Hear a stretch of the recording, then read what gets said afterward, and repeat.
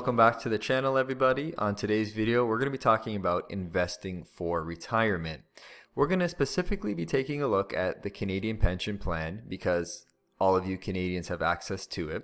We're going to look at employer pension plans because some of you have them, but the number's been declining over the years. And the third option are RSPs because all of us have the option to contribute to them.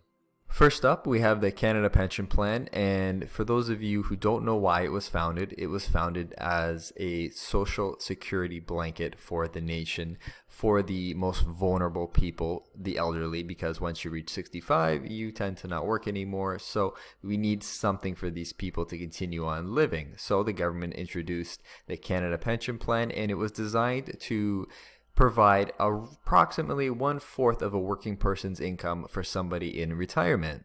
As of the year 2022, the maximum monthly amount a recipient can receive is $1,253 a month. Now, this isn't a ton of money, okay, but this is enough. This is something to provide shelter, food for people. I'm glad as a Canadian that we have this program because if we didn't, people would be in a terrible situation. They'd be relying on their children. They'd be relying on government handouts such as welfare. So, this is something people can contribute to and draw from later. I like it. Some people don't, but that's what it is. Now, like I said, this is the maximum $1,253 a month. In order to receive the absolute maximum for this plan, you as a working Canadian need to contribute the maximum CPP deductions from age 18 up until 65. So that's a long time to be paying into this plan to get a little bit of a reward in retirement.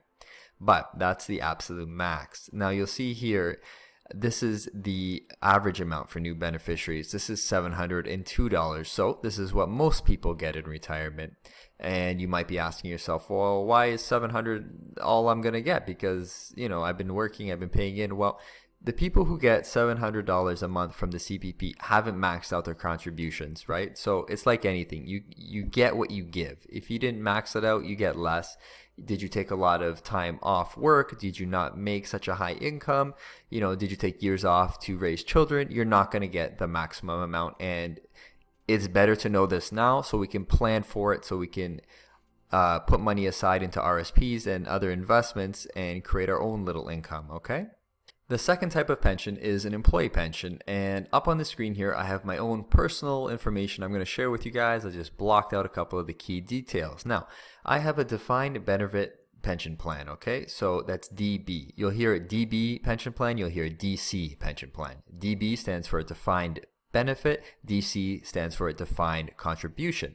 The defined benefit, the one that I have, is more this is the one you want, okay? This is the one that most companies are getting rid of because it costs too much money, because they say once you reach retirement age, you're getting X amount of dollars per life no matter what, as opposed to a defined contribution pension plan where your monthly income in retirement is really dependent on how the investments have done over time, okay? So that's basically the difference between them. Now, my pension, the DB, like I'm saying, is going to pay me $1,545 a month if I stopped working currently.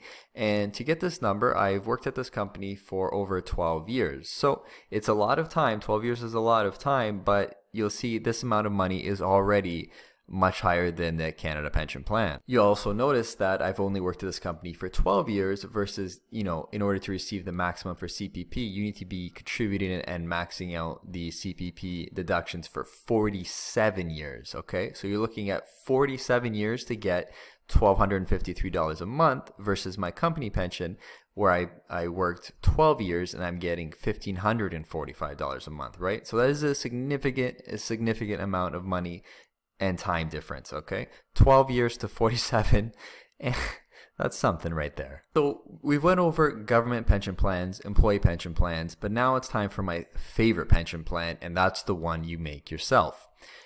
This is the one that everyone has access to, and why I like it is there's no rules. You have more freedom with this type of pension plan. You can invest in whatever companies you want and receive income through the standard withdrawal method or just plain old dividend income. Dividend income is my favorite type of income. You get taxed less, you can get it now. You don't need to wait until you're 65 years of age or older to receive this type of pension, because the one you make yourself you can take from today if you want. You can wait and let it compound for 30 years if you want. You're the boss, you have the choice, and that's why I really, really like it. Just for a quick example, I've got Manulife up on the screen here, and you'll notice it pays a dividend yield of 4.65%. So for every $10,000 that we invest in Manulife, we will be receiving $465 yearly, or roughly $37 a month. You can have your personal investment accounts in a TFSA, in a normal investment account, or in an RRSP. Now, for those of you who do not have employee pension plans, an RRSP is a fantastic way to lower your taxable income in your working years and take the money out in your retirement years when you're hopefully at a lower income bracket. You know, everyone's situation is a little bit different, but it can be beneficial to do that, and it really is for most of us, but everyone's situation is a little bit different. In the end, guys, we're all in charge of our own destinies, whether it's our personal life or our financial security.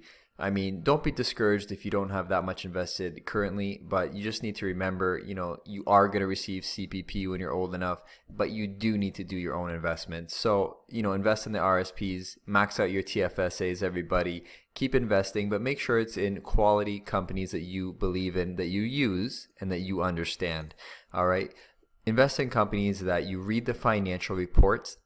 Make sure you're in line with what management is saying going forward. You believe that it is correct, accurate information, and you can foresee their market cap expanding, their profit expanding, and most importantly to me, the dividend yield going up.